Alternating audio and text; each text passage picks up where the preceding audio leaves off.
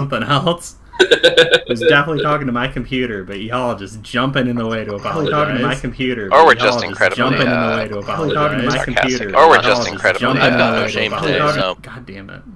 Sorry. I do that every time. I forget to mute one of the streams. I have it open twice. And then every time. Every fucking time. So every feedback loop. Yeah, every other stream starts with just this echo of my voice. Really, really good to know exactly what you sound like. Because even if you're not Mike, it's still not as cool as in your head. Nope, never. Never. Very true. Never. Never the same. I wonder if James Earl Jones thinks he's cool in his head. Yeah, I mean, I bet he does. Yeah. I mean, he's James Earl Jones. He's cool everywhere. The amount of recording my own voice I've had to do in my life, I'm still not used to my own voice. There, that'll be fine. Okay, cool. So we did it. We are session 9, if you can believe it, which is very exciting. Wow. One more, and then something bad happens. No truly dead characters yet. That's true. That might be a record for me. Cam's getting focused. Making sure we got enough light in here. Who wants to hit us with a recap? I vote So Dan. previously, on Electric Dice Podcast, I wasn't here, so I can't do the recap. Oh no, and Riley's not here either. Oh no! Oh no! Dan did say a Dan should do it. You did. Yep. Alright, I'll do my best. So, when we last were at the Electric Dice Podcast... Whoa, everything okay? Yeah. Oh. Olhado is hosting us. Oh, thanks. Wow. Olhano. Okay. Which is Dan. Yeah, it's... Oh, secret's out. Okay, so, on the last session, we were wandering around the city of... Alensky, yes, and we left with... Oh, I'm bad with names. His name... Yeah, so this is going well. Hi. We left we didn't leave with him. We left with Noel, right? Noel. Yes. Okay, we left with him, and he brought us to where the mining operation was happening. And while that was going on, Nico and I believe Kaylin attempted to swipe some of the mining ore that was being purified, and they were caught. And G2 had to go and do some playing as if he was kind of in charge, and they are none. The people, the locals, are none the wiser at this point. Then we did meet up with Junebug. Junebug decided that he's going to help us as well, and he brought us out past where Augustus, towards Augustus, and when just before we arrived at our stopping point, there was in a chasm or ravine being unearthed by the miners was a giant, looked like a relic, but it was essentially the right hand of a giant snake god. It's a metaphorical right hand. A metaphorical right hand. Before we think that there's just a severed hand. No, there is no severed hand. And I said some things about that. I don't quite remember. And as basically, we then went into the next area, which we discovered that there were some menacing dwarves, I believe they were, that were also waiting to see Augustus. And it came out that these dwarves work for the organization that is holding Kaylin's sister hostage for ransom. With the fantastic name of Zuggs Wang. Zuggs Wang, yes. Did anyone figure out what that means in the past 2 weeks? Oh, that's what the thing was. No. Okay. Oh, I just learned the name, so... I literally had not thought about the name itself at all in the last 2 weeks. I forgot what it was until I looked at my notes. Gotcha. How is that spelled? I mean, just like it sounds. Zuggswang? Zug Zwang. Oh, Zug Zwang. Yeah, there's no... Oh! I literally had this as a possessive wang. What? Like Zug and his wang. Wow. It is. Wow. But that's how I thought it was. I just learned a word for this last night. Damn it. Oh, Zugzang like the chess play? Mm-hmm. Oh. See, this makes more sense now. Yeah, I imagine. This makes less sense now. Does it make sense now why we got such a giggle out of you telling us the name? I mean, I'm not happy to learn this, but yes. Because I'm pretty sure everybody laughed, and you're like, yeah, they get it. Yeah, I should stop assuming. You really should. You really lowest common denominator. Just go to the lowest bar. Yeah. And that's where you'll find us. You think having played D&D for so long and with my shitty players, I would be used to that? Like, I definitely run everything through a filter. Yet somehow I named our West Marches setting the Tomoto Islands, and like 2 sessions in, they were just like, tomato. And I was like, come on. At least that one's innocent. Yeah, that one's definitely innocent. This one's not. Yeah. So, yeah, if that's the case, Kaylin's sister gonna die. Well, we're going to try to avoid that, I think. But was there any other salient points that I missed? I feel like I missed a lot there, but I wasn't really... Not really. Taking notes. For all the things that could have happened. Yeah, it was a lot of just hunting around and, being careful. We got into a tense situation, and right now Nico, myself, is off digging up ore. Mm-hmm, that's true. You have 10 ore currently. I have not met Zug. Yeah. I won't finish that. Thank you. Well, all right. I think maybe you have some different goals now that you understand what's going on, so maybe.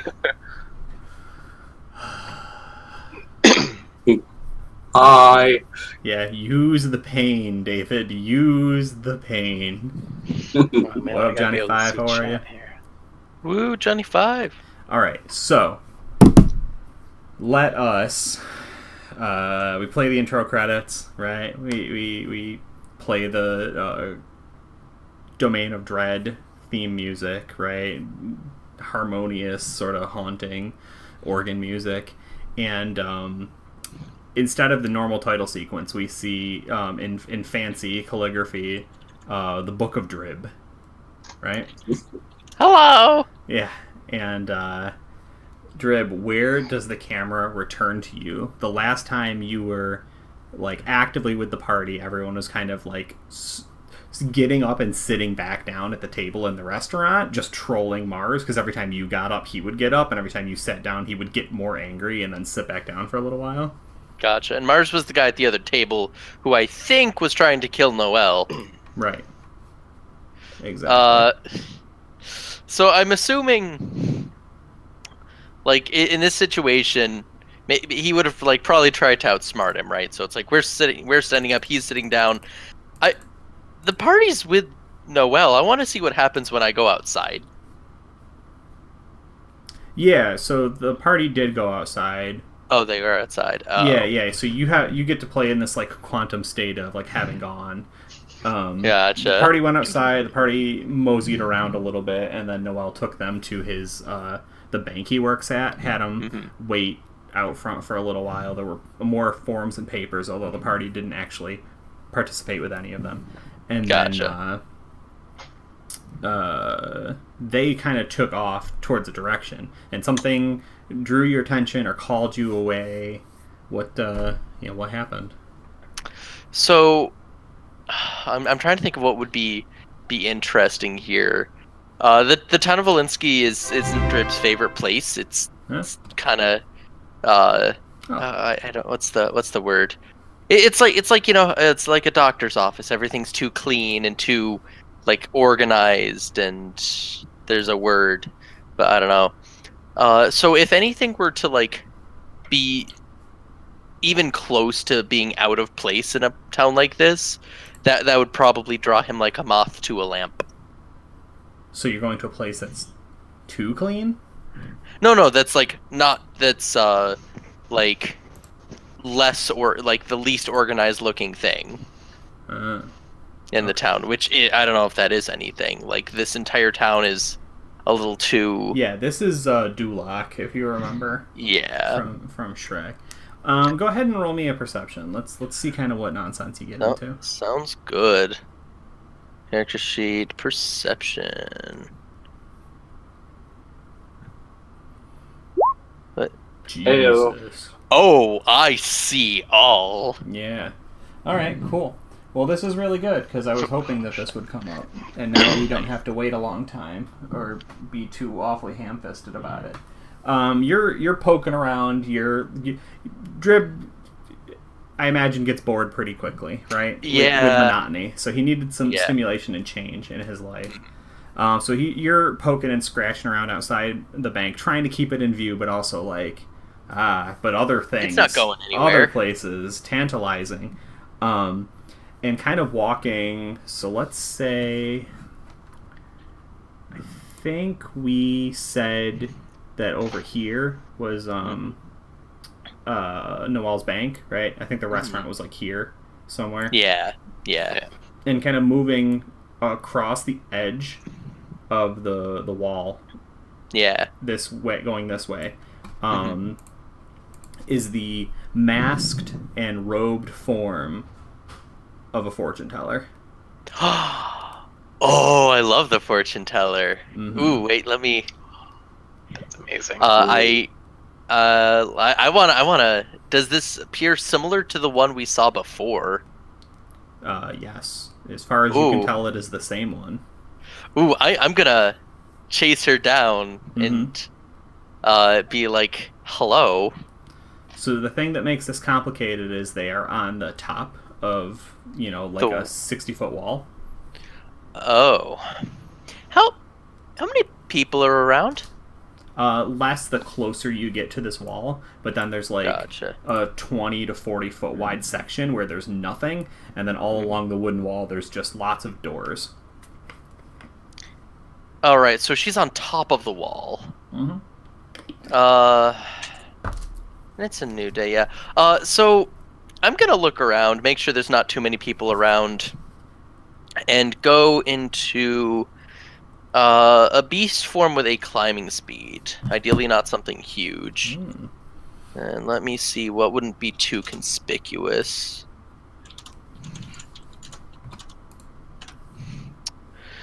Let's see. Where the heck? There it is. Sorry, I have my little cheat sheet. Let's see. As much as I would love to be a baboon, that would probably call a little too much attention. And the reef shark. Why did none of these things... Why can't any of these things climb? You don't have like a spider or something? I could just be like a spider, but that's a little anticlimactic. I mean, if it gets you... It's very climactic. Oh my god. How many does he get? That was two. He said, but it was only the first one on stream, so... That's true. You're right. That barely counts. My powers have reset. Yeah. I'm probably gonna go with a spider then, because there's no smaller... Oh, I could go... How about I go a giant centipede, which is small rather than tiny. You're one centipede boy. Yeah, I got all them sweet, sweet legs, and it's still got a climb speed of 30 feet, which seems fine. Yeah. No, you're able to get up there quite quick. Yeah. So, I kind of like start walking next to her. Does she seem to notice me at all, or no? pays absolutely no attention as they're just sort of shambling forwards, right? Okay. Now that you're up there, right? Because like they get a little bit of distance because you shapeshift and then start scurrying up the wall, but you catch up pretty quick before they've entered into everything. While you're on this wall, the vibrations that you were feeling on the ground are incredible. And I imagine as a bug you have some sort of tremor sense. You have that like long line where you're feeling everything. Yeah, I want to say giant centipedes might actually have. Yeah. They have blind sight, so it's very like disorienting.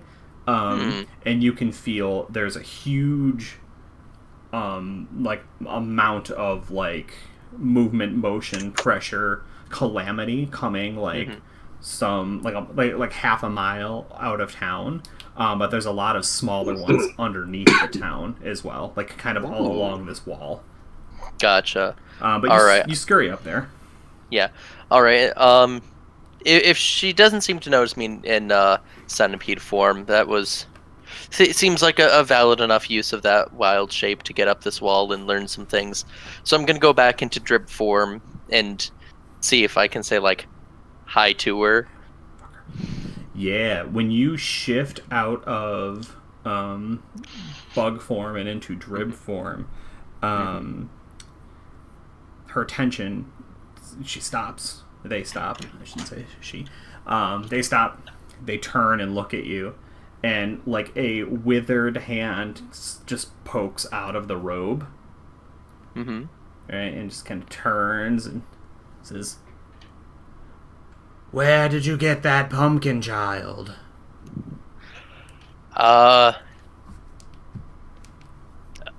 What? Oh shoot! What was the name of the guy who's now dead who owned the farm? Avril? No, Avril was the brother. It was Julian. And I would probably in Julian's voice say Julian, and then like hold up and like kind of gesture at the pumpkin, be like, "My prize winners." I'm sorry, brother. I'm sorry. I'm sorry about the gate, brother. Yeah. Okay. I didn't mean to. Yeah. She. I keep saying that. Damn it. They saunter up to it, right, and they have like the full body like tower shield mask, right, that sort of like drapes up the side of their face, and like very sort of like striped zigzaggy sort of robe, just like a poncho that's been thrown over them, right, and it's a very mismatch. Yeah. And a second hand pokes out of the robe, and you're holding it out, right, as you say. Yeah, I have it in one hand. Yeah. Puts hand on either side of it. Begins whispering an incantation. Ooh. Should I make an Arcana check to try and hear and see if I can understand? I think I should. Yeah, I have. Yeah, go ahead and roll nature. All right. No, I don't know this spell. You get the idea that there's some primal sort of connection with it, but you're not able to place a lot of it. Also helps that it's not in the common tongue, right? Yeah. I don't suppose that it is in Infernal or Orin. No, it is not. Dang. But what is interesting is as they continue, a third hand comes out from underneath the poncho. And it is a taloned hand, very similar to yours. And then a fourth. And then a fifth hand comes out, and it's this wispy, shadowy hand. And, like, are you still good with this? Oh, I love it. I am super intrigued. This is cool. So we get up to 6 hands, 2 withered crone hands, 2 clawed and scaly feathered hands, and 2 wispy, shadowy hands, all touching over the top of this. And the same as before, right? They have 4 eyes on the shield, 2 and 2, and they're all vertical. Yes. So that's kind of weird. And they're like, "Great things come from this pumpkin child." Nice. At this point, he's just kind of like a little like awestruck. Like, here's this lady who's just happens, or person who happens to be at the top of the wall with 6 arms, magically enchanting his pumpkin, who earlier gave him a card that, and said something about, like, I don't know, some sort of, I actually wrote it down. Yeah, those who are ruled by logic and reasoning, overlooking the obvious. Mm-hmm. So, like, this person is super cool. Like, this is like the inverse of like his normal weird old magic user. Someone who's like seemed to be generally a positive force. Like, the mask turns to this solid black sheen, right? Like it's polished obsidian. Mm-hmm. And the eyes look a little bit too real for just a moment. Mm-hmm. And they ask in a hollow voice, Yeah? "We can wake the pumpkin child up, but you'll see a bit of yourself."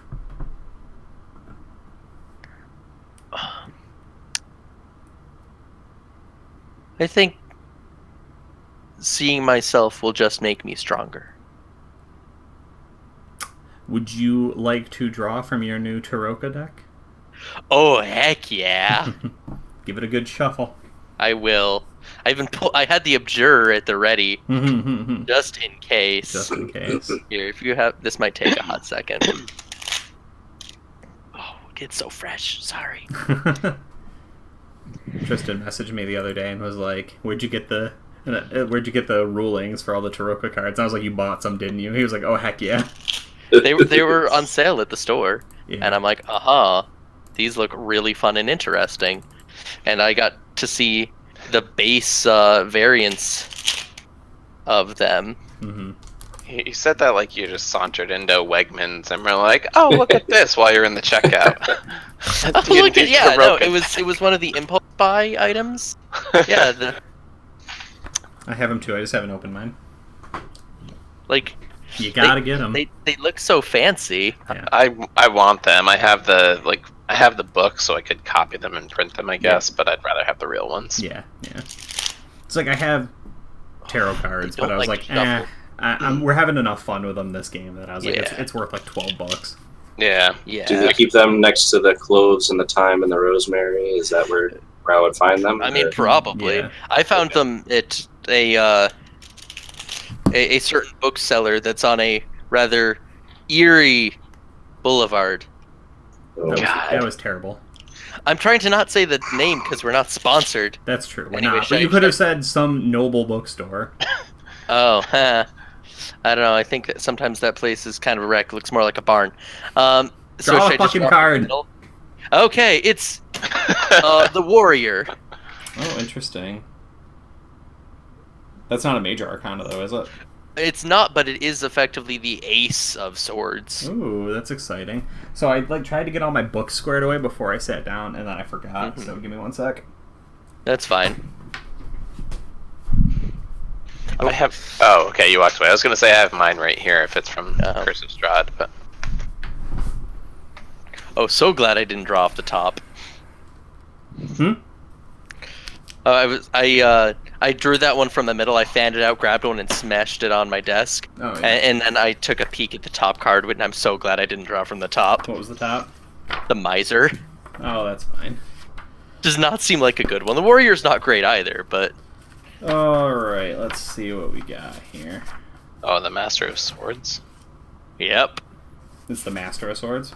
Yep. Ooh. Represents strength and force personified, violence, and those who use force to accomplish their goals. You want to hold it up for everyone? Here, I'll see how nice. Oh yeah, so Criffs. So a horn-helmed man riding an evil horse. Seems about right. I don't know. Okay, the horse isn't evil. It's just a horse. Well, It's just a horse. It's just a horse. It's not like it's in a dungeon or anything. Drib's the horse. He was a horse. Oh. Tell me I'm wrong. You're not wrong. Somebody's riding the dragon. Prove I'm wrong.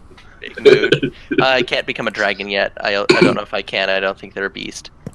That's good. That's real good. Yeah. Okay. I mean, considering he a little part of him wants to build a pumpkin army. Yeah. So you now get to make a choice. Ooh, yeah. Is this your pumpkins card, or is this your card, and you're replacing your old card? Have you changed? I honestly think Drib has, like, with the events of the past few things. This is like this weird thing, particularly with him turning into a horse in response to violence. Yeah, he's feels like, a little, I won't be the horse next time. I won't be the horse axe. the next time. I'll be the no, I'll be the warrior, and the pumpkin will be the axe, and I'm gonna have a Baba Yaga pumpkin hut that's the horse. Or something, I don't know. Yeah, no, I do think he has had kind of a change of heart. Like, Right, cool. as much as he wants to be like optimistic and joyful, this place, it changes people, and you got to be careful, otherwise you're just gonna wind up another corpse. Yeah. That doesn't mean like there's no good people here. Like, it's not like a warrior walks into town and slaughters everyone he sees, but in a place especially like this, violence is definitely an answer. Yeah. All right. So, we see that reflected in this mirror sheen of the mask, right? And sort of all at once, that swirling darkness kind of vanishes, and it's just a plain wooden mask painted with two kind of simple eyes on it, right? And just sort of the ponchoed form of a fortune teller. And you're clutching your pumpkin. All of the creepy hands recede back underneath, right? And the fortune teller says, "Come with me. Bring the pumpkin child. We must go." Of course. And just turns and starts walking away. I follow. This is awesome. We will answer some questions of where you go and what happens after that little scene in later. A little bit. Yeah.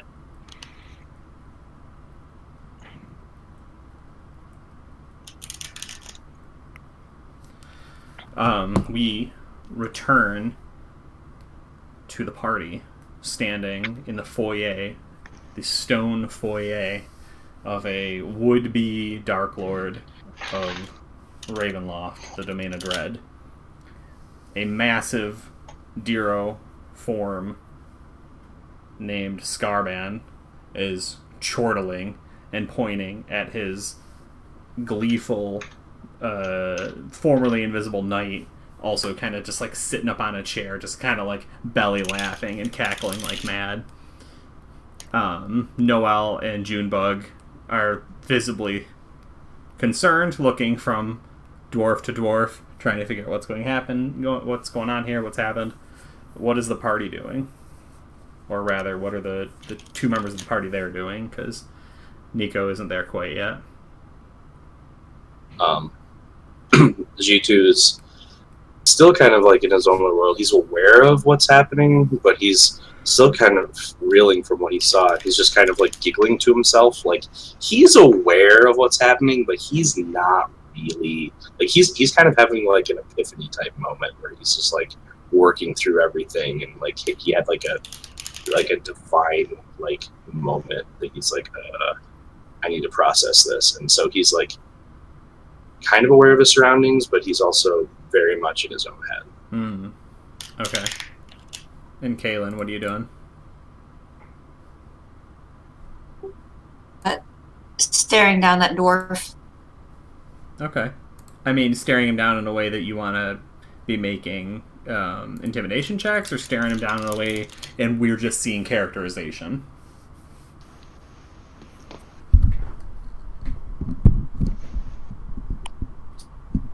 Both. Like, she's got an internal debate. She really wants to kill this guy, but she also doesn't know where her sister is right now.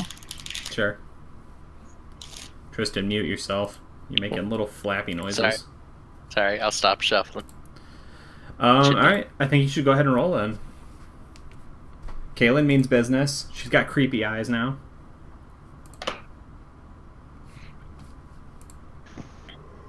Oh, excuse me. Apparently I haven't woken up yet.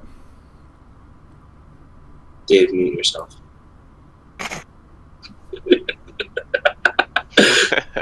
Dave, pick mute yourself. What? Mute that finger. I said, Dave, pick mute yourself. Wow. Whoa! Oh, Hell yeah. Silent Wow. but deadly. So Those what would eyes. Her eyes are sparking very angrily. Yeah, right. We could just like see showers like hitting the ground. You wear what, leather armor, breastplate, chainmail, Leather armor. leather armor. Yeah, we're just like seeing it melt, thin like lines, right, in the armor because it's like, just sparking and arcing and everything. What would you like to happen here? Because like you did the best you could, right? Like obviously he takes pause, he's aware of you, the room falls quiet.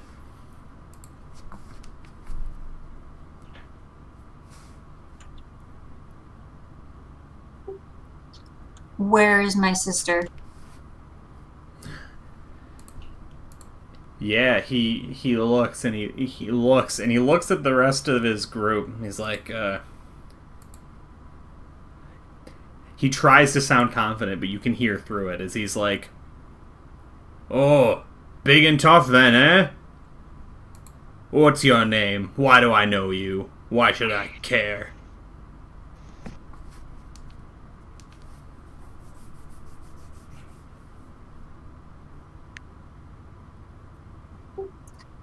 My name is Kaylin, and you took my sister. Do you have any sort of like name or call sign or like chess equivalent in your guild that he might know you by, or would he know you only by Kaylin?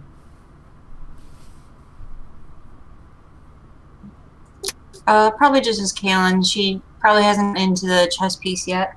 Okay. Do you have your sister's name?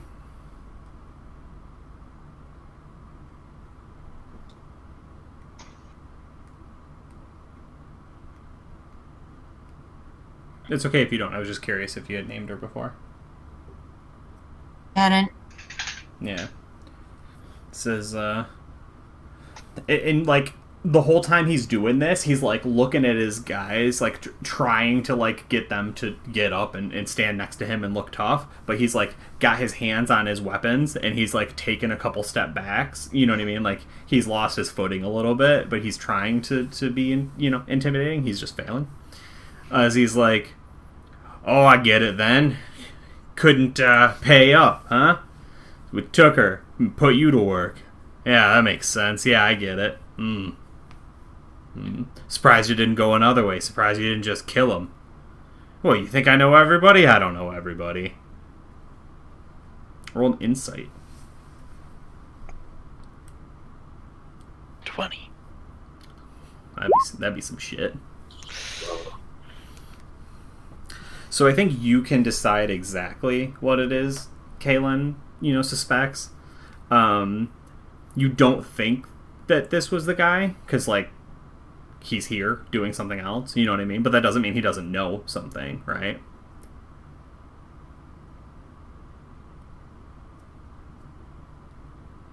So, do you want to continue pressing him, or what's your next move? She rests her hand on the her rapier and takes a forceful step toward and kind of leans down towards his face and says, "I will have my sister, or I will have your throat." Oh boy. Oh. Damn. I think G2 hears that and he like just kind of like maniacally like starts like laughing and like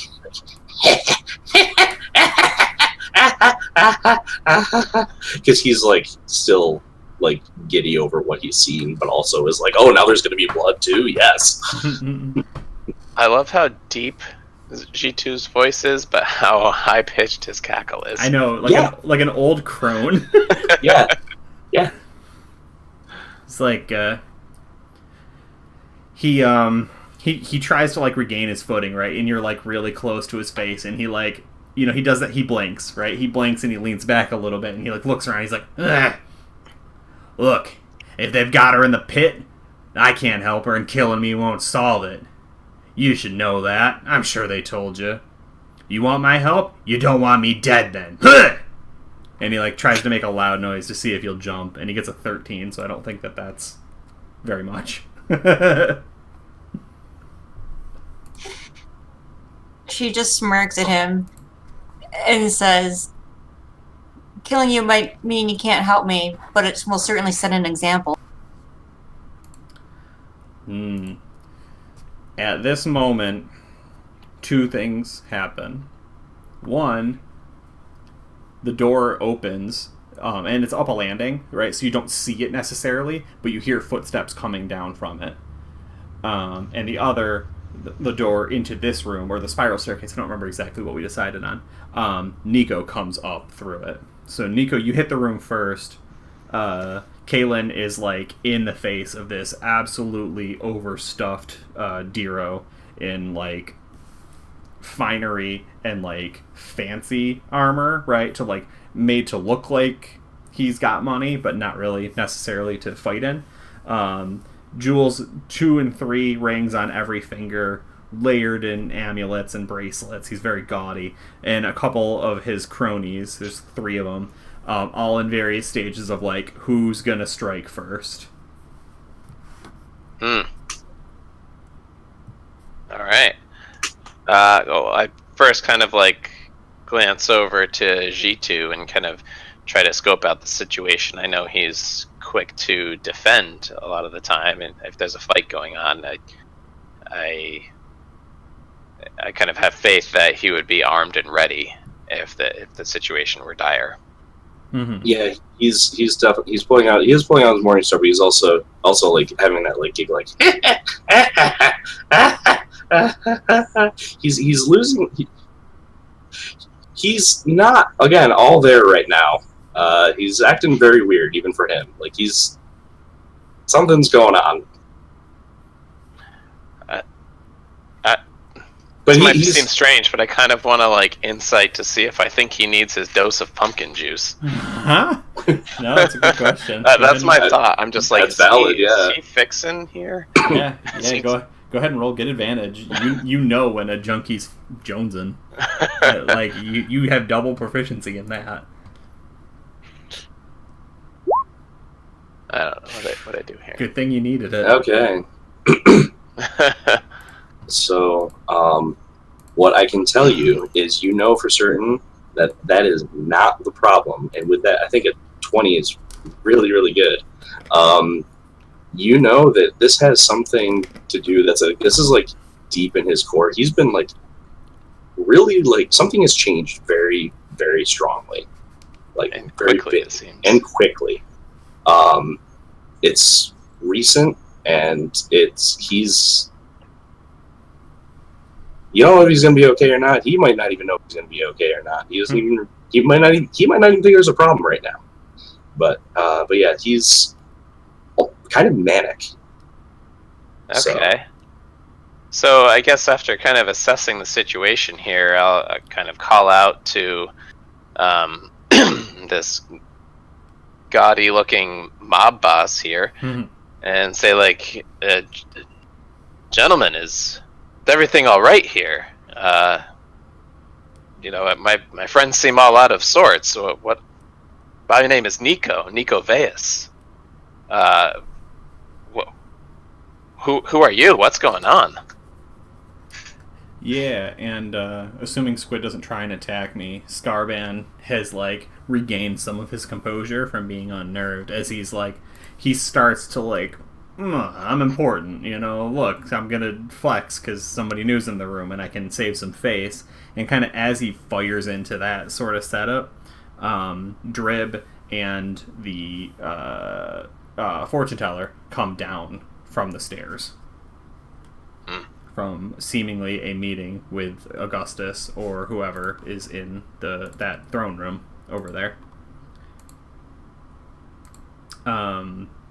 Drib, the little pumpkin, is walking beside you.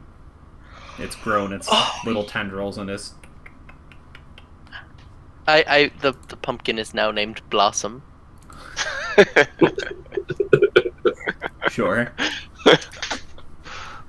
I'm assuming I'm the one walking in front door. You were already in there. You're coming out of a meeting with Augustus. Oh, okay, I got you. Nico is coming from the other side. Nico, your pumpkin currently, you can use it. You can like activate it, right? Use a spend, and it will give someone disadvantage on a magic like saving throw or check. It will give disadvantage on a... Yeah, it will force them to make the check with disadvantage. So if you're like trying to hit them with a fireball, you can ensnare their senses and they have disadvantage on a dex check. Or if you're trying to like magically compulse them, they'll have disadvantage on their will saving throw. Huh. How do I like go about activating my pumpkin? You just kind of like summon it forth and all the little spores kind of drift off. Okay. Yeah, just the imagery of that. I'm like, am I like toggling the stem or? I mean, you can flavor it however you want, but right, it's the spores or the the smells coming off of it that are so alluring or distracting or whatever. I like the spore action. There was a lot of that going on in the in that barn, so yeah, I think that's on flavor there. And Blossom's probably gonna be like riding on my shoulder. I want to wait until it's doing a little better. I want to keep an eye on it, like Ash and Pikachu, you know. Sure. So when you come down the stairs, it's walking beside you, and then it like scanters up you, and you pick it up, and yeah. This is good. So I probably have my staff in one hand, my pumpkin on that shoulder. Mm-hmm. Scarban quickly says, "About time, Ides. I'll be having my meeting now then." And he glares daggers at Kaylin, and the rest of the dwarves and the Diros jump up out of their chairs and the assemblance of the room and go up the stairs and leave. Again, unless I'm getting attacked. No, I'm not. G2's not attacking.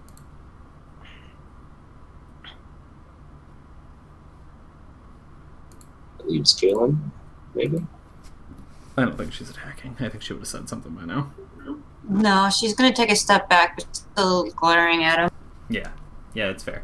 He does that thing where he's like, I'm going to look back. As like he kind of gets to the top of the stairs, and he starts to, and one of the other guys is like, shit. And he doesn't. And they just sort of ascend out of the room. And I kind of try and like go around them, not be in their way, but also give a little bit of side eye. Mm-hmm. Yeah. They don't pay you much mind, to be honest. You seem weird enough that you could just be with the fortune teller, and they don't care. True. Oh, is the fortune teller here? Yeah. You came out of the room with the fortune teller. Oh, gotcha. Cool. So the party is reunited, with the exception of Goose, who's very quiet this session. Mm-hmm. He's got a lot to digest. Yeah. Thankfully, no pumpkin. If anyone hurts Blossom, I will kill them. We can very easily jump to the next scene, unless there's something anyone wants to do. I figured I would set up that moment as quickly as possible. I'm good. No. I'm good. Status quo. No one wants to talk about missing Drib coming from the meeting room with Augustus. That does I mean, seem that's weird, probably a good idea, but you don't have to. I just, being prompted by the DM, I'm like, well, I didn't think of it, so I guess my character's just, It just bared repeating in my mind. You guys can ask all the questions you want. I, having no idea what actually happened. Oh, actually, no, okay, so I think G2, the only thing that kind of snaps him out of his ordeal that he's going through is he does see the pumpkin. Oh, yeah. And he's like transfixed on it for a second, and then he sees that it's obviously taking a liking to Drib, and he kind of just like shakes his head and like continues like brewing, I guess. Brooding, I guess is the word. Brewing. I mean, that's Tabaxi's job. That's Nico's job. Yeah. How like obviously are you staring at my pumpkin? A prize winner. I don't think he either. He wouldn't care to try to be subtle about it, and if he wouldn't care to try to be subtle about it. All right. I don't think he could be subtle about it. I mean, you could have self training, don't you? I don't think he would think to try, to be honest with you. Gotcha. So I'll probably like just very quietly mutter, "Don't touch my prize winner." As I like. I mean, if anything, do snakes have salivary glands? Because like that would harken him back to like what happened and God damn it. Like remember like oh yeah. I mean, I think they have to because they can eat and swallow things, but yeah, true. Yeah, so maybe you see like a little bit of a dribble. Notice, no pun intended. And he kind of like goes like a little bit trans, like again shakes his head, shakes himself out, and it's like no, never mind. Okay. And I'm seeing you shake your out of it. I'm like, thank you. Apparently, snake venom is just hyper evolved salivatory glands. Oh. Which makes sense in the strictest sense, but yeah. Cool. The more you know. That's the only interaction I have. Okay, so we're passing the scene. Yeah. Don't worry about what happened. Yeah. All right. I made a friend. A couple of them. Yeah, I think as we're departing, like, I kind of eye the fortune teller, glance, kind of look over the fortune teller a little bit, and in my back pocket, kind of unbeknownst to anybody, I've held on to this card, even though I haven't believed in any of it. Yeah. And I'm just kind of like flicking the edges of it. Yeah, you're gonna be the beast. Yeah. Wondering what all of this is about, but not wanting to fully acknowledge it in front of anybody. Sure. No, I like it. Well, as unexciting as it is, we cut to the next scene, which is Scarban and his group coming out, and the room being open, and Junebug and Noel getting up and ascending the stairs as they kind of turn and look at you like, oh, you're coming, right? Yeah, sure. Seems to be what's happening, so. G2's got his morning star, and he's kind of flicking like the prongs, like looking at him, like the little spikes on the end of it, just like messing with him, and he's daydreaming. Yeah. All right. So would I be able? But he will follow. Would I be able to attempt an insight check on E2? Like we had the time to the dwarves were in the meeting, and you haven't been subtle about this. No, like again, he knows that everyone is there, but I don't think that he is of mind enough to be like, oh, I should like not act weird. All right. Like I don't think that is like anywhere in a sense. So I mean, go for if you want to roll something. But what are you looking to know? Should we roll first? Good lord. I just got a 20, crit 20 plus okay, my so 6. yes. So what are you looking to know? What? I guess in general, just what the heck is going on? Like he, wasn't the most average Joe before, but now all of a sudden he's like maniacally cackling and like eyeing his morning star, like he's just about ready to beat some faces in. Is he possessed? Did his mind just break? Is it something to do with his god? Like something's up here. So more of the I mentioned he had it's like divine like moment. Suppose a devout religious person believed that they had a experience with their deity. Oh. or something like that.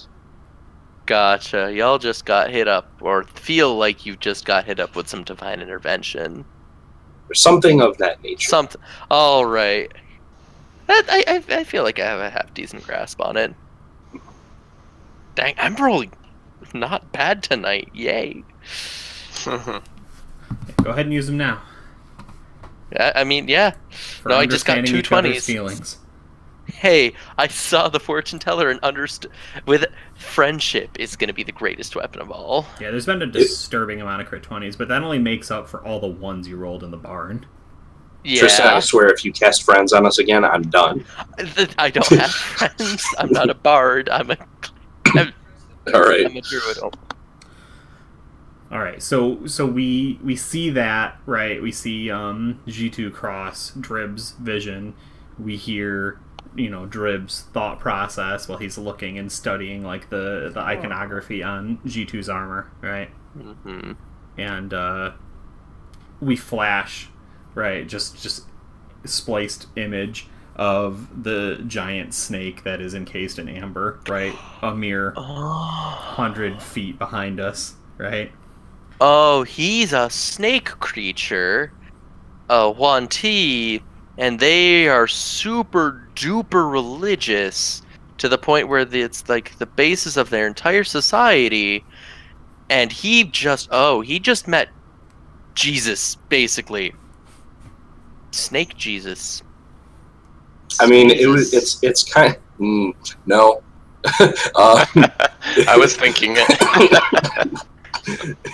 It's kind of like, if you had seen, if someone of, and because I'm going to go with, what I'm aware of, if a Christian person came across the tomb where Jesus arose, that cave, that's essentially what he's like, all about. That makes sense. So cool. It's not fixing for pumpkins, though. I'm good. It is not that. He's high on life. Oh, and it's encased in amber. That's interesting. Huh. We ascend the stairs and we see unadorned, plain chamber, right? It goes back 80 feet, basically the whole width of this tower, right? It's got 3 platforms or terraces, right, with like 6 or 7 steps, and then it goes out 10 or 15 feet, and then 6 or 7 steps goes out 10 feet, right? There are fluted columns. Ooh. Damn it, didn't mean to do that, did it anyway. Fluted columns. They are black, struck through with that amber, right? That's all around here. And if you look at them real carefully, you can see that black shadow stuff coursing through all of them. This entire place is not just dark and unlit, it seems to be made out of darkness. Sitting in the back of it, kind of slumped over in this chair in like a uncaring, frustrated pile, is a slender slight of a man, Shadark Eye, right? Just absent-mindedly stroking at his chin, visibly frustrated. Flanking him on either side are snake dogs, mostly dog with snake tails, right? But like about a third of the way back on their body, they change from having sparse fur into just straight scales. And he's so just, like a Night Stalker from Fallout? a little bit, yeah. And he's just pondering. Does he know? So he knows we're there then. I mean, he's more or less staring at you. Yeah. Okay. It's very, very dark in this room. All right, and I think so. G2 sees the snake creatures and like gets a huge smile like on his face, and it's like his eyes like start glowing a little bit. Mm-hmm. So putting off a little bit of light in the dark. Oh yeah.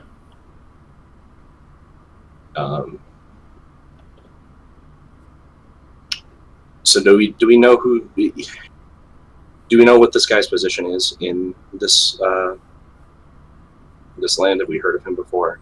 As you walk up, Junebug begins moving their hands around, right? And Noel turns and he looks up and he says, "Augustus, I'm leaving." And he turns and looks at Junebug again. And he's translating. As he goes, Oh. "I told you this day would come." He'd be talking a little slower, I apologize. "The heroes, those from the light, they came for me.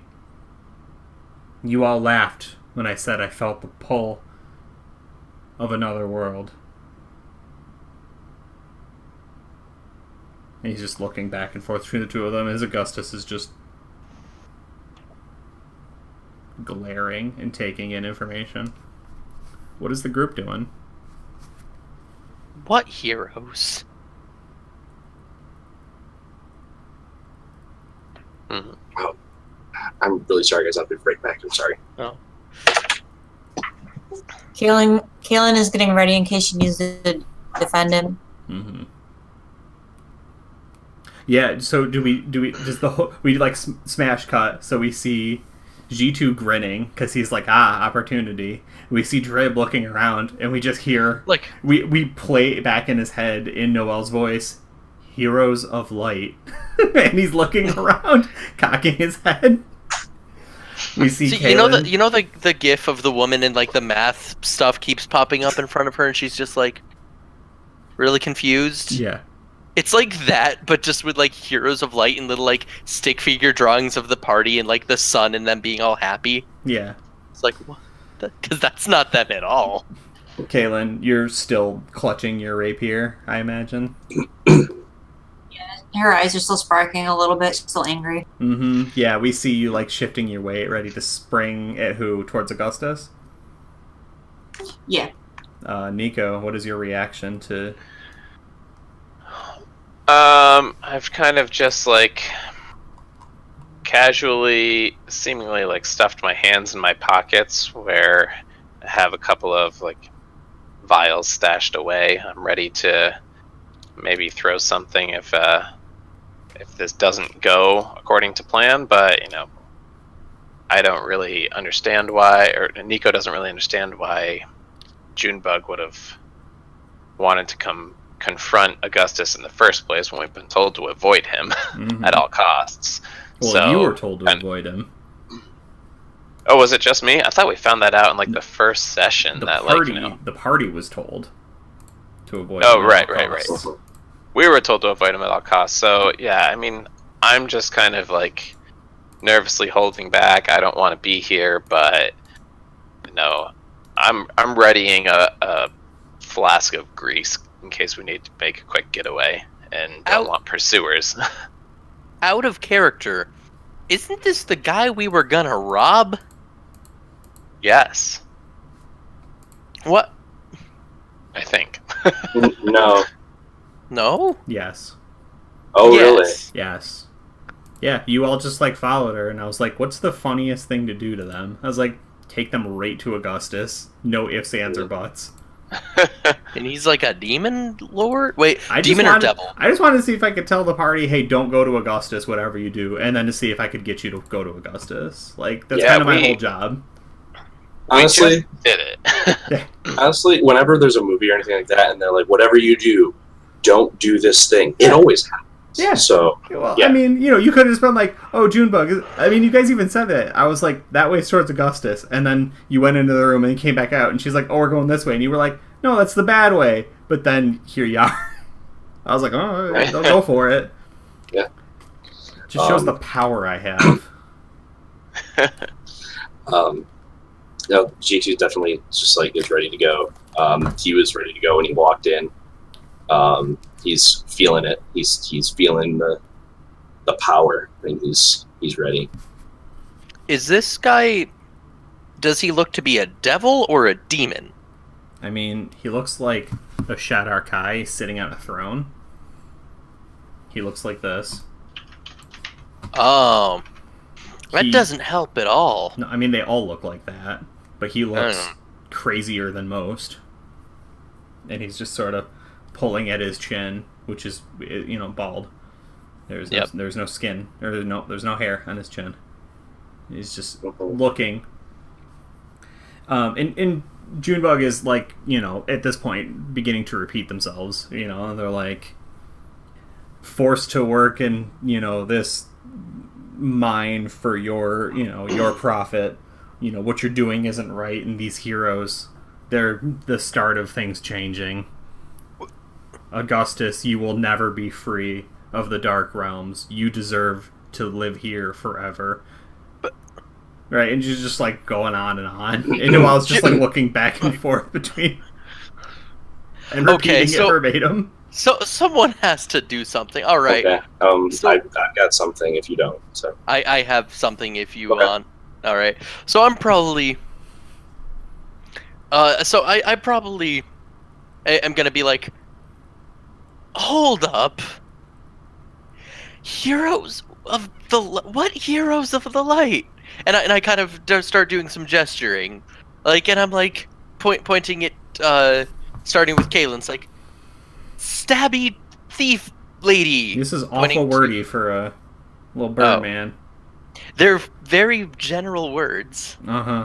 Strung together in a very complicated sentence. Here, start pointing Kaylin. Thief. Pointing at Z2. What? Name. Yeah, Z2, sorry.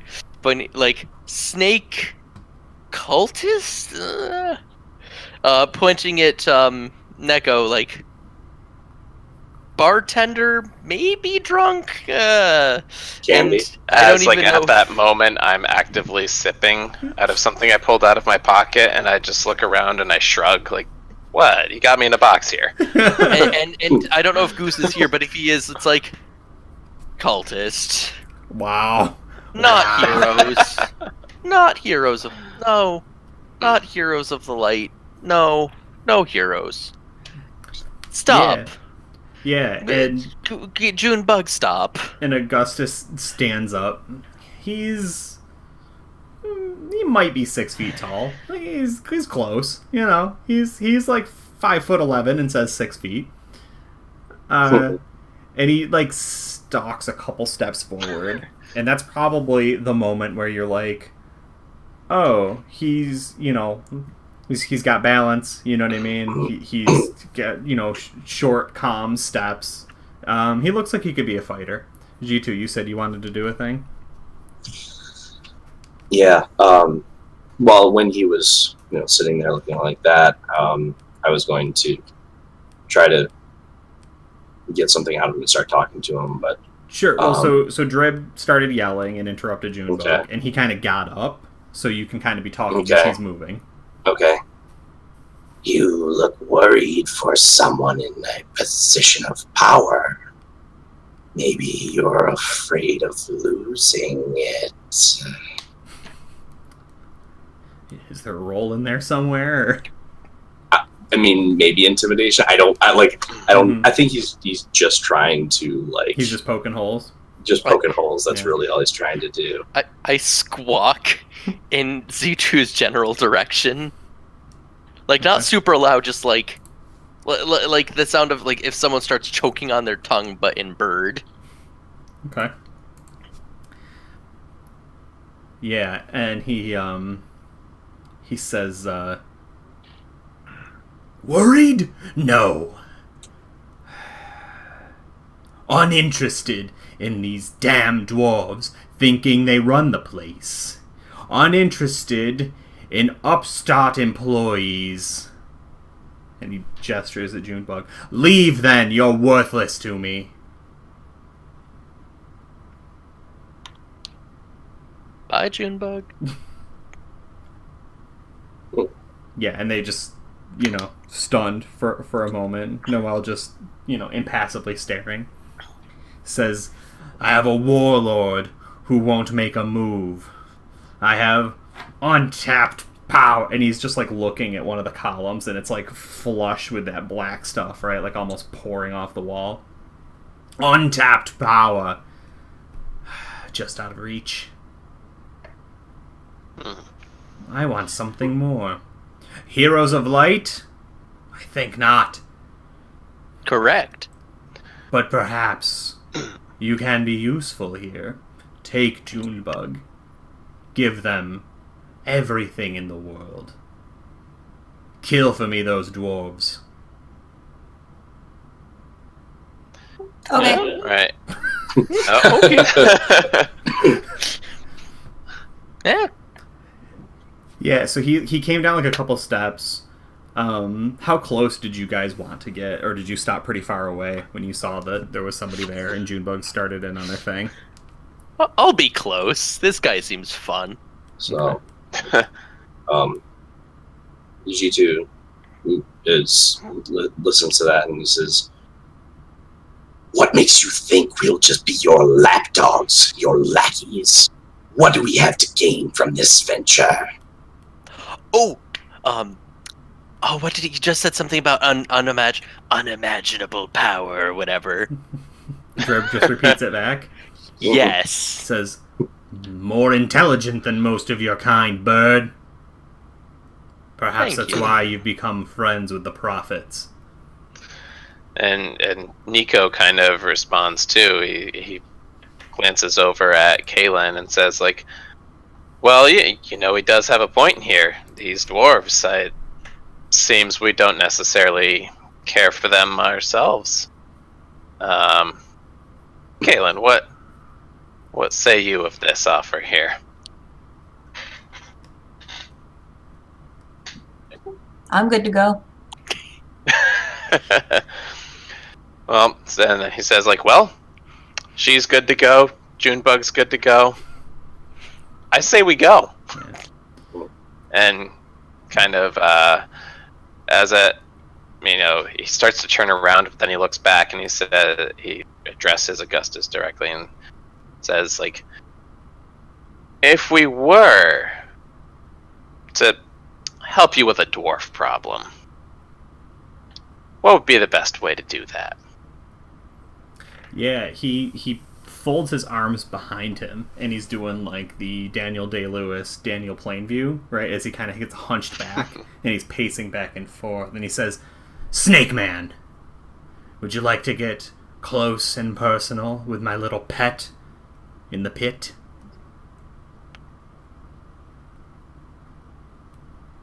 Can I make an insight check to see if he's serious about that or if he's just trying to use me?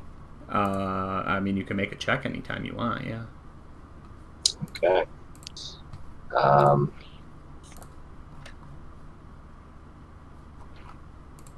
Alright. Once again, rolling for something I suck at. Yep, there, that's Not right. only is he serious, you have a flash, just a vision for a moment, and you're like, he needs a new warlord. I will lead him in victory and then take his place. That's exactly it. Yeah, that's... Yeah, hurts your throat. And it does. And then so I have that thought, and then also I say, and what of your other warlord? You said he's lacking ambition. Perhaps there's a job opening. Yeah, he grins, and he turns, and he says, Noel, no longer are you a banker. Become one of the dead, or kill Mars.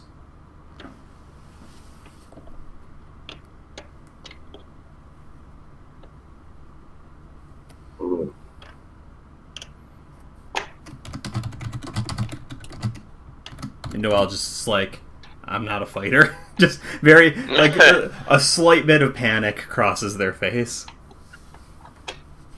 What do we know about Noel? Is he A banker? like that's just like all he's ever done is just banker? And When you met him, he was like, oh, I'm gonna die. And you're like, nah, it's fine. Does Noel seem like he's wants it, but can't do it himself. Is that kind of like what we get from him? Is like he would like that, or we are not sure if he actually would like that. He has the face of someone who's known his death was coming and just found out exactly when and why. Or when and how. Okay. There's just like a lot of like you can't be excited about it, but he's like, well, it's not a mystery anymore. Okay. I think G2 goes to Noel, and he says, you happen to have come across some very strong, powerful friends that maybe would take care of that for you if you'd like. I'm just trying to persuade him to be like, yeah, go for it. Like, that's what you want. Like, that's what we should do. Go ahead of time. Yeah, so I'll tell you that you can say that, but Noel understands this is his purpose, and Augustus will give you a glare and says, "No, Snake Man. If he wishes to stay in Olinsky, he will do his part. Either way, I will be needing a new warlord." And he comes over and he clasps you on the shoulder. Or the snake hood, whatever's going on here. Mm-hmm.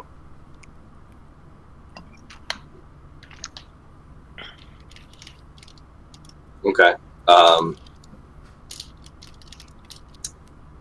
I don't think I have anything to add to this then. I think the lines have been drawn. Yeah. What do we feel like doing? I apologize. I'm looking really quickly to see exactly how one of my spells would work. I have Cure Wounds, and I realize I also have, I think, some healing potions on me. But what I want to do, if it works, is kind of hand Noel this like what looks like your just run of the mill like flask of nothing, just like you've got some flasks. kind of alcohol. Yeah, just hand him a flask and say like if you feel like you're close to parting this world in this fight, here's a drink on me to bid farewell, and hand him what's actually a flask of Cure Wounds, if I can. Sure. Yeah, you have undoubtedly swapped labels on those at least once by now. Yeah. Just to see if that gives him an extra chance in the fight. Yeah, I think reinvigorates him. I think he'll take it. And he's like, he looks at it and he looks at you, and he's about to drink it because he's like, I'm not long for this world. Like, he thinks it's alcohol. Yeah. And I'll say, no, not yet. Like, get in there, fight, live a little. Yeah, you're about to die. Live a little. And then when you feel like you don't have much left to give. Right, yeah. If you'll permit me, I'd like that scene as you guys were walking out, so maybe Augustus doesn't hear it, but I think it's very fitting, and I think it's very funny, where he's like, oh. And he like, there's like a bit of it, like he's been very impassive with everything, but he's like, kindness from a stranger. Yeah, and I'll just kind of like give him a wink, put a hand on his shoulder, and nod my head and say, "Good luck in there." And if this is when we're leaving, then turn to head out. I don't know if anything is happening before. Yeah, I was gonna say we can chop that up a little bit in case there was anybody who wanted anything.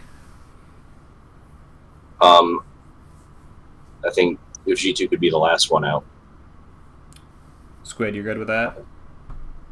Yeah. Yeah, I mean, Squid's getting permission to go kill dwarves, so she's fine. Yeah. Yeah, go ahead. So, as everybody else is walking out, G2 stops before leaving, and he turns kind of like over his shoulder to Augustus and says, "If Mars should fall, I would love to be there when the snake awakens." Roll me a persuasion. Okay.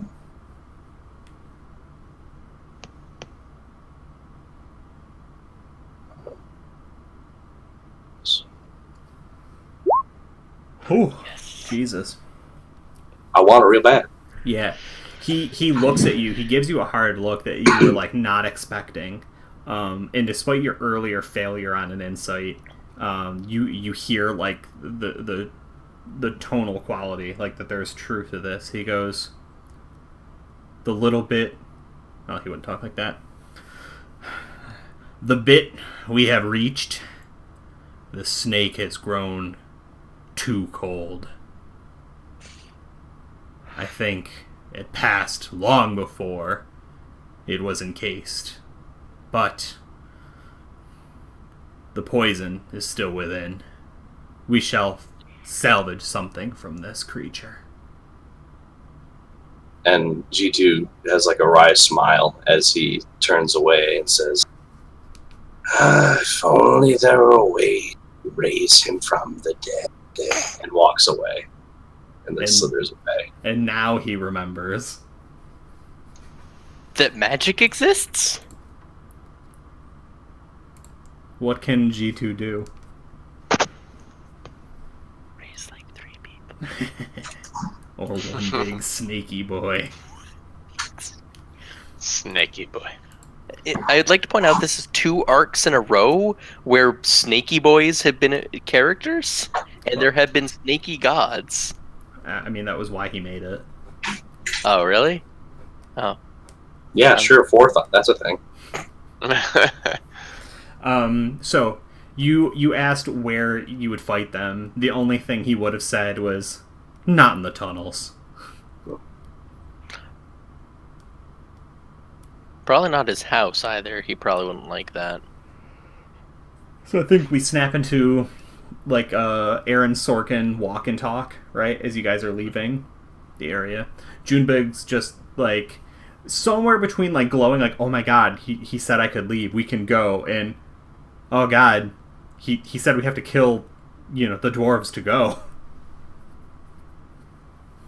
Like realizing that the world is full of gray.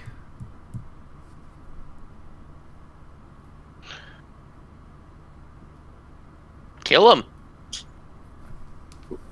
Kill the dwarves. Yeah, did we get kind of a count of... Like, when I entered the room, was I able to see, like, how many dwarves were present here, or how many dwarves I've seen since I kind of arrived from the orrery, or whatever you want to call it? The pit? Yeah, so you would have seen a few out there. In that room, there were 4. Scarban and then his 3 cronies, which the party will remember were introduced as Rook, Bishop, and Knight. Right. Kill Bishop first. No, Knight's the sneaky ones. Gotta watch out for their positioning. Knights aren't sneaky. Bishop's heal.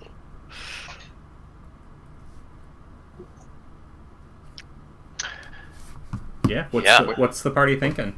Where do we kill them? Yeah, I mean, you pretty much have carte blanche to tell me, do you want to fight them in the ores? Do you want to jump them in the town square?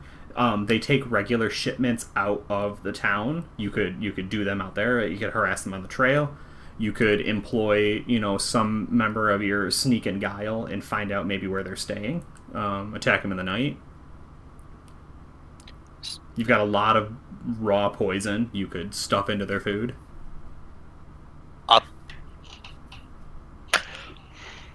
Yeah, I like the option of... Go ahead. Nah, go. Okay, I'll speak. Okay, no, me first. Okay. So I like the idea of one of 2 things. I liked the idea of, in their sleep, but also the poisoning of food. We have a lot of poison available, and if it doesn't kill them, it might at least weaken them. They look pretty big and burly, and we could probably use every advantage we could get. Yeah, my thought is kind of along the same lines. Like, we saw 4 of them, like Scarman and the other 3, but, if we know them by those names, and any of us is at all familiar with a game maybe known as chess in this world, maybe known as something else, there are going to be many pawns, and would like to avoid the the fight amongst all of them. So here's another thought. There is grave wheat all around. If we were to have a fight, that would at least keep things quiet and possibly stop them from alerting other people. Pull them into the grave wheat. Stab them. Kill them. It's an option. Poison, stab, burn. Oh. How are we all doing for health and spells? I guess that's a good question, strategic wise. I think we've all had a long rest since and replenished our health and spell slots. I think the only thing that I need to replenish is the persuasion, which at this point, like it's a 24-hour thing, and so I don't know if we want to wait that long. I would not have had a rest since the earlier scene with the seer. Right. Correct? Correct. Okay. So I only have one beast form, but other than that, like, I can turn into a bear or actually just get sneaky. Mm-hmm. Right. Oh, wait. I forgot. I have spells. Do these help? I think my vote is for find out where they live and then poison. That's my vote. Yeah, I'm on board with that. How's Kaylin feel about how to take these guys down? I feel like she's probably itching for revenge of some sort. Didn't mean to do that. She's That was probably a misclick. shifting anxiously, ready to go. Just kind of hand gripping her rapier. You're not giving it enough thought to be tactical. Nope. She just wants to go stab him.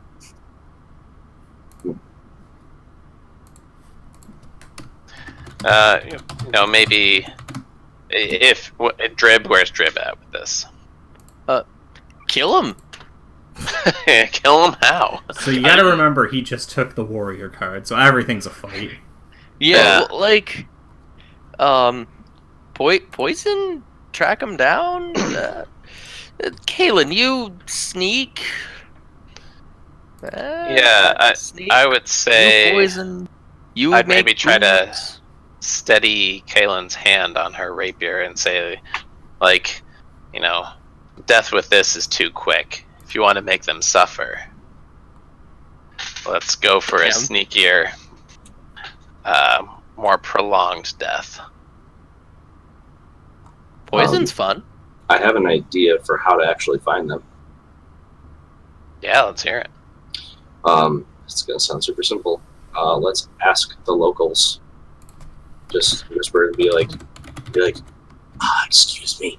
I had some dwarven friends that passed through here. They said that we would meet, but they didn't tell me where. Can you point me to where they are staying? And likely somebody will point in the direction. Yeah, go ahead and roll persuasion. Or deception, I guess, like, either one. Yeah. I am lying, so... That's fair. Did Same any roll, of yes. them, probably leader guy, have any noticeable, like, armor, weapons, anything like that? He was covered in bespoke jewelry. What was the most noticeable, gaudiest, most hideous piece of jewelry? The one that stuck out the most to me? Squid, what was the gaudiest, most hideous piece of jewelry Scarban was wearing? A very huge brooch on the front of his shirt. It's got like a couple feathers hanging off of it and some little diamonds encrusted around. Okay. So they don't even match, right? They're like two like blue jay feathers and then like a little goldfinch feather, like a tiny little tuft of one, and then there's like a bunch of gems. So it sounds like this is a pretty noticeable object, and I probably, like, how close do you think I was when he was walking by and I was like looking at it? Like, you didn't touch it, but you saw it. I didn't touch it. You saw it once. Did I see it within 30 feet? Yeah. Cool, because I can detect object because the spell can locate a specific object known to me as long as I've seen it Up close, within 30 feet, at least once. You have. Cool. So, important note, it's only within 1,000 feet of me. How long does it last? Up to 10 minutes concentration. So I guess if we, like, move around the city at a reasonable pace, we might be able to get a little bit of it checked. Like, I'll at least know where he is, or that terribly ugly brooch. High or low? High. Okay. Dang it. So when are you firing it off in the tunnels, or you wait until you're getting back in town? Oh, I'm waiting. Okay. So when you I don't. Yeah, when you get back into town, you cast the spell, and he is more than 1,000 feet away. Gotcha. Can I continue to maintain? If I continue maintaining concentration on it. Yeah. Would you say it lasts 10 minutes? Yeah, 10 minutes concentration. So, I probably say he's not too close. Let's move. Okay. And Go again. High or low? hi. Dang it. So you get, you were coming out. I think it was like right here. Mm-hmm. Which way did you move? Probably. Let me grab the thing. If we came in around here, you said probably just like in toward, like, there's this kind of main street, or not Sure. main, but there's a street here, Yeah. which heads a good way. So probably that way. Okay. Yeah. So you worked your way just straight through the town. Yeah. You feel pretty confident that he's not inside the walls right now, for where you were and moving through. Cool. Who was making the deception roll? I already did, and I failed. Oh, you get the 8. That's right. Yeah. Sorry. Yeah. So I think Yeah. the first time you go talk to somebody, it takes you a little while to even stop somebody. Noelle ends up like kind of drawing someone in, right? And then you're able to ask them, and they're like, see them coming and going quite frequently. Perhaps you should try the gates. And they kind of just... Yeah, I think my character... have we had, like, the opportunity for some downtime here, I'm assuming? Mm-hmm, a little bit. Yeah, so probably found, like, a nice, like, hole-in-the-wall establishment, some kind of inn or tavern, something like that. And found people who looked kind of like they might fit in with their crowd, and sat down with them, asked them, like, I've been looking for some work. Is there anywhere, like, I've heard there's work to do amongst Zug's Wang, Zug's. How do you say it? I'm gonna get it wrong. Zug's Wang. Zug's Wang. Zug's Wang. Okay. Want some, like, looking for work and trying to investigate, like, where I can meet up with someone who would be able to get us involved with them, or me involved with them at least. So I guess would investigation be kind of the best check for that? Yeah, I think that it's investigation. I feel like is usually a little more local, but I'm fine with it. Okay. Because I was looking for streetwise, but I don't know what that correlates to. Yeah, I miss streetwise. I miss streetwise and endurance. So whatever you think is best for that type of role, I'm fine with investigate unless you'd prefer something different. Okay, no, that works for me. I'm not really trained in anything that makes sense, but yeah.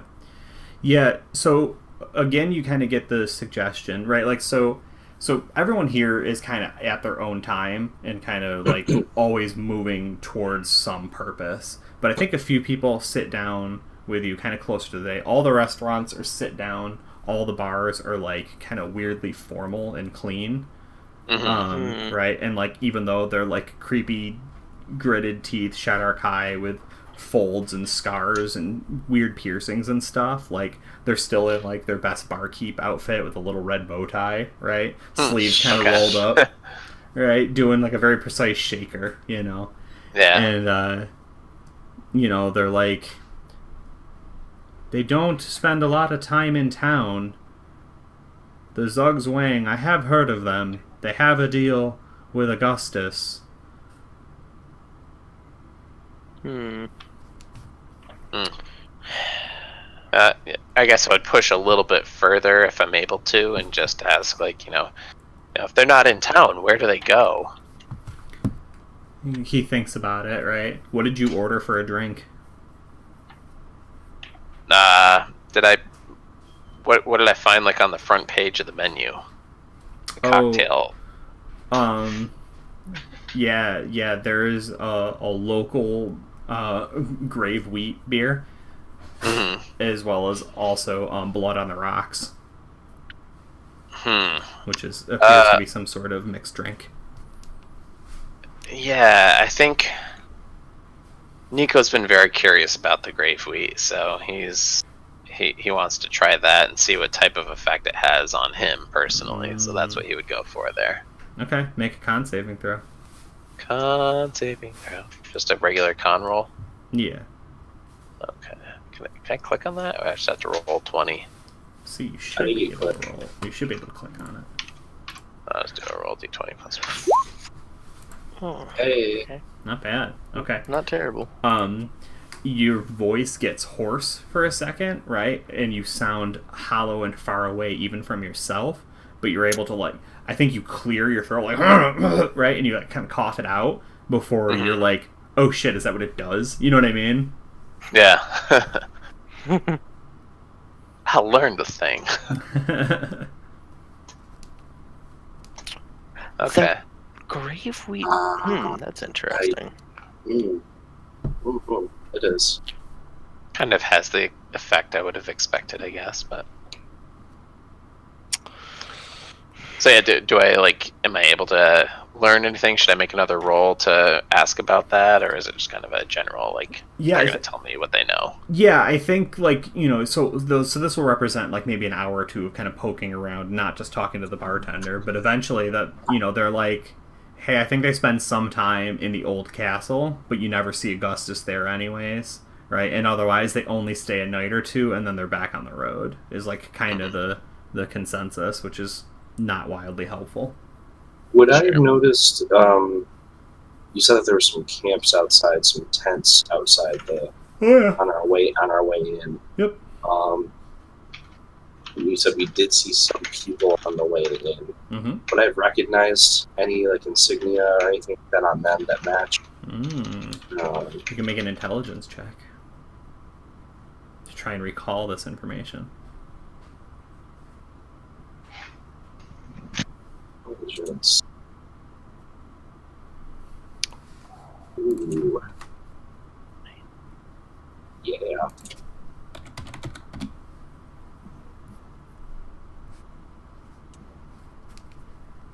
Whoa, that's pretty good. Yeah. What can you tell? So you're trying to think back, and there's definitely, like, there were a few, like, roving bands of Shadarkai that, like, were dressed, like, a little differently than the people that were around here. You're thinking back, definitely a few humans.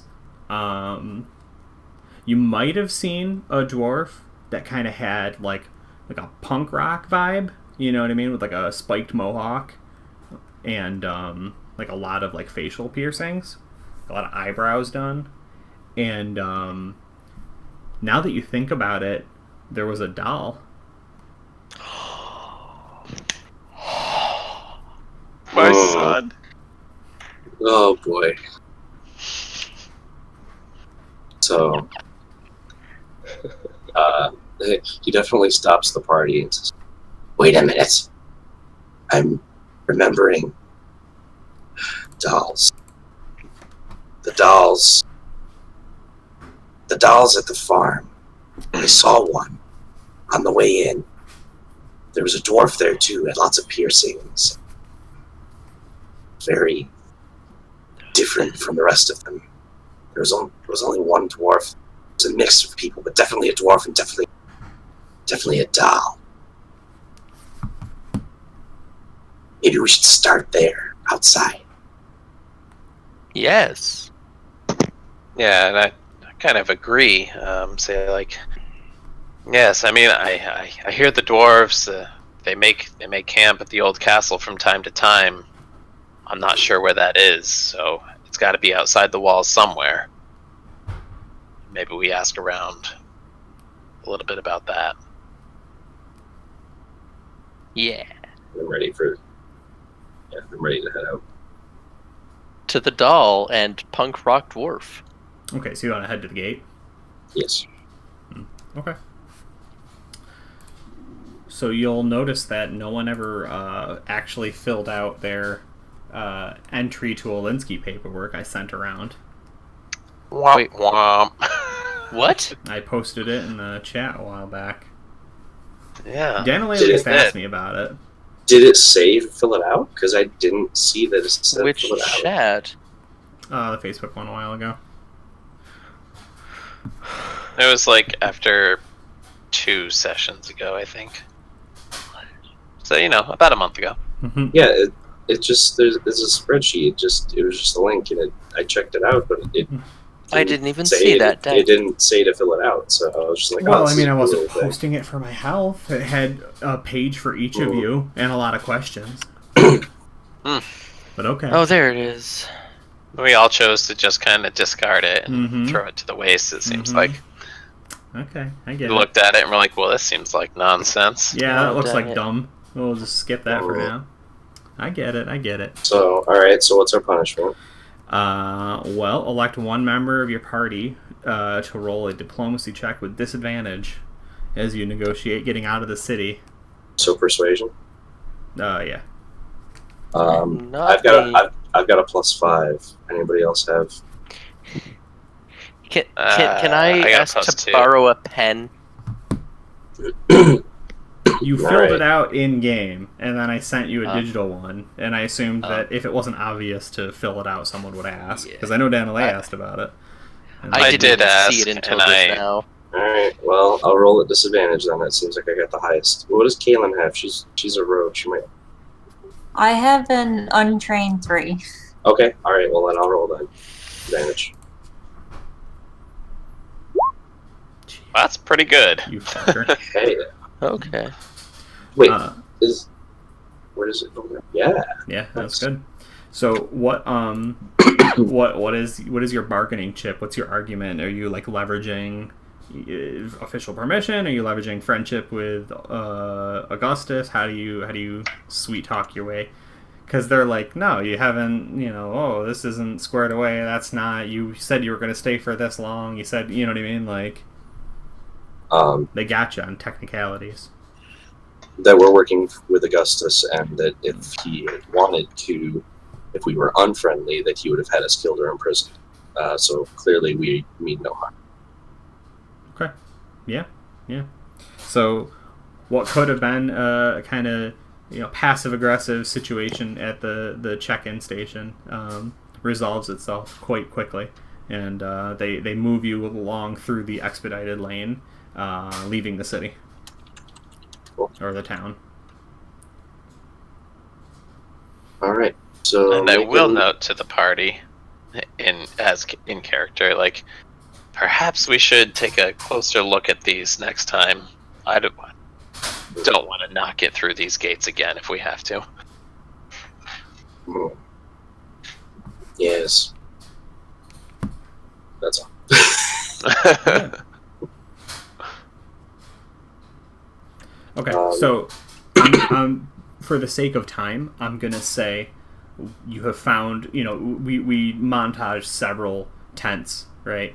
Some of them look like they've since been abandoned, right? Some of them are just filled with Shadar Kai and human that don't seem to know who you're talking about. But finally, you find the one you're looking for. You find a pretty beaten up canvas tent. Put together with some of those green metal poles, and there is a dwarf woman kind of working around the outside of it.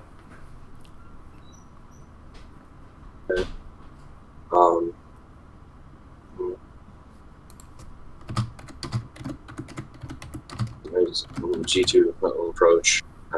We'll say, "Excuse me, man dwarf.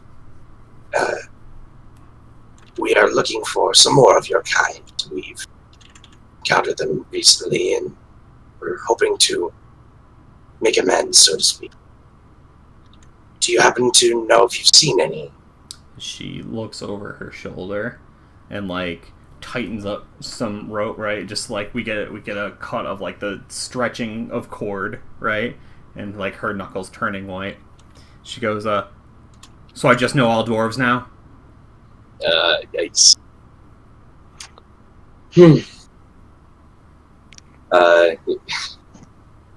My apologies, I did not mean to insinuate that. Merely that I was told that they passed by here, and that since traffic is rather light these days, perhaps you would have noticed people walk by. Yeah, she's like moving around the outside of the tent. You can hear her like, tightening another cord. She goes, "What do you want with Scarban?" Oh, well, that answers my question. Can I? She said that with some like disdain in her voice. Did she? Or she does not like you? Right. Well, can I roll insight to see if which it is, if it's me or him? Sure. Okay. Insight. Could go either way. Could go either way. Yeah.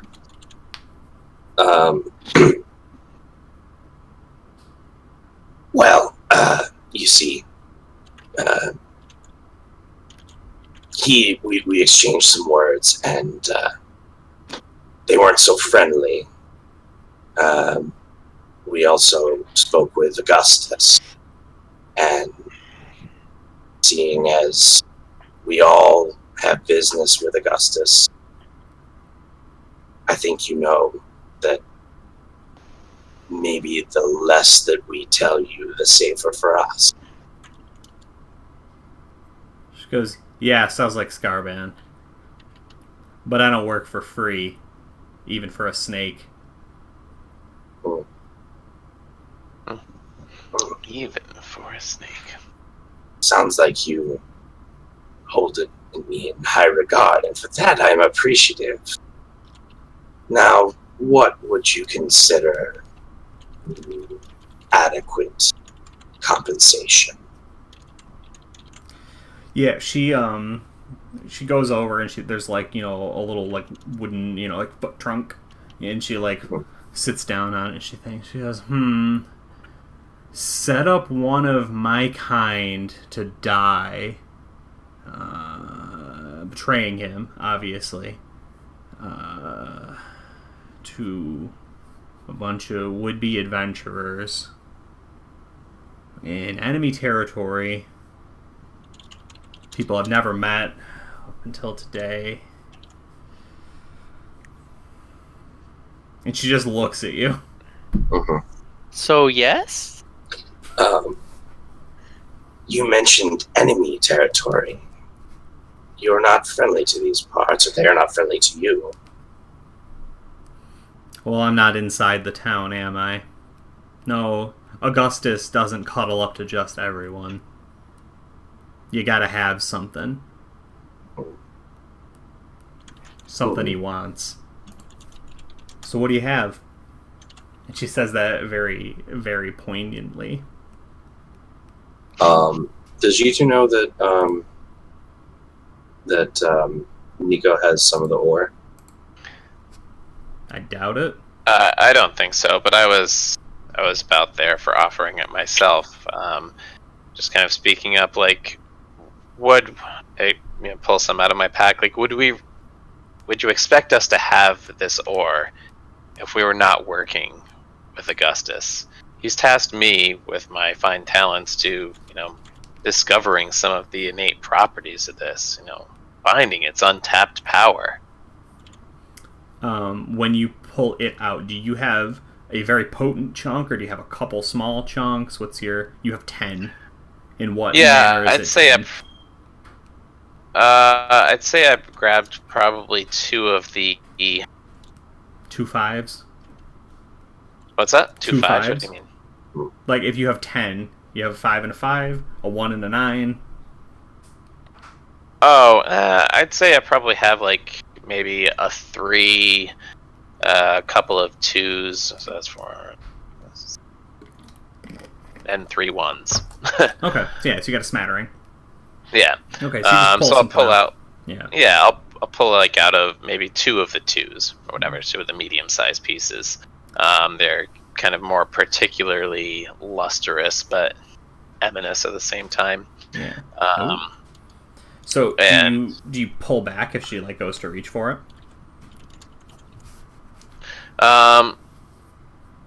A little bit, but I would say like these ones I have a particular interest in. If you're interested in these, might I instead interest you in more of something a little smaller and reach for the 3 ones? Right. You're like, no. I'm keeping the good stuff. She looks. She says, "Okay," and she picks up a little small one. Mm-hmm. She's like, "So you'll get me the contract. You're gonna off Scarban, and I'm gonna work the mines." And she just puts 2 of them in her pocket. 2 ones, 3 ones. Yeah, we'll say 2 ones. Okay.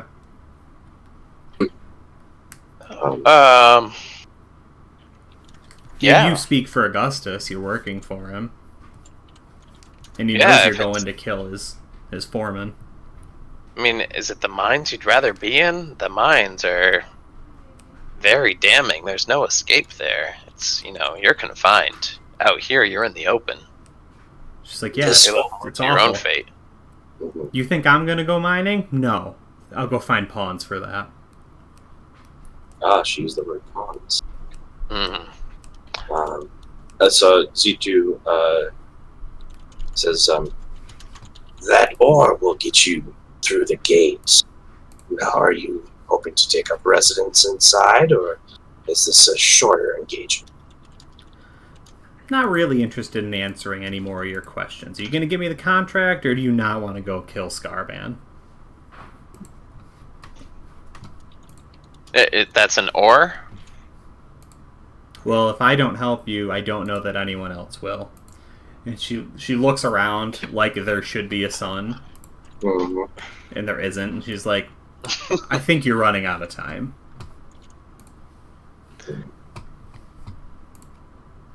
Yeah, I mean, They're your ore, man. I'm not going to bargain away what you have. That's Well, you would also be Right. agreeing that you'll get her the contract.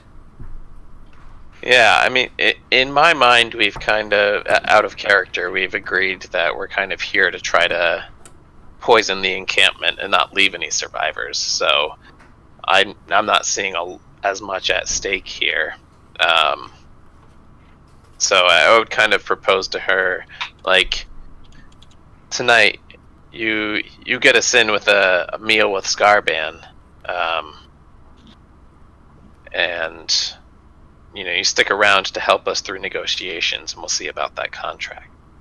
She's like, sounds like a lot of ifs for a big ask on my part.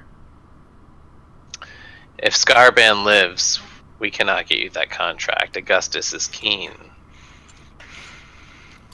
that maybe he's not the best ally. She looks at you, Kaylin, and with our last scene of the night says, do you think Scarban's gonna live through the night? I don't think so. Yeah, just like deadpan stare, just void and nothing. Sparks once again starting to drip out of your eyes.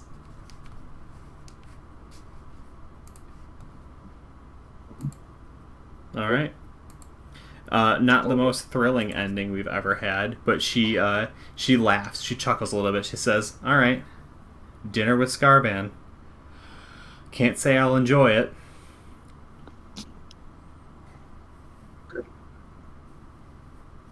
Alright, I apologize. I was hoping we'd sneak into that combat, but we took a little while to get ourselves organized. So we're going to have one heck of a situation on our hands when we come back in 2 weeks, which isn't the worst because we'll have Riley in 2 weeks too. The castle is actually over here. It is back inside the walls. It's in a second set of walls, in fact. So that is where you will be headed with Avril is her name. Avril Linto. right. So you have 2 pumpkins, 2 Shadow Archai, a new dwarf, and a bunch of heroes of light, or whatever. Yeah, I like our chances. Yeah. Ha ha ha ha. Ah, ah. Thank you guys so much for playing. Appreciate you always making time for the game and developing our world further and further, getting yourselves more and more entwined with complicated alliances and interesting situations. I can't wait till everyone finds out what Tristan and I made a back alley deal about. Yeah. And thank you, chat, for hanging out with us. We saw quite a few faces stop through, so hopefully you had fun watching us be angsty at each other. Everyone's miserable in the Domain of Dread, and we did a great job. Wonderful 10 viewers right now. What's up, everybody? Ooh. Yeah, no, it's really good. Hey. For some reason, I can't type into chat, and I feel sad. Oh, that's disappointing. Oh, guess the mod banned you. Well, The only mod is Moobot, and I don't think it did a damn thing. Yeah, it's letting me type in chat. Yeah. Interesting. well, no, but like I can't see it. I don't have like a field to enter it in, so it's weird. Oh. All right. Well, it is a touch early, but we're gonna get out of here. So, thanks y'all for playing. Thanks everybody else for stopping in. Yes. Good game. All right. Yes. Good game. Bye. GG's. See ya. Bye.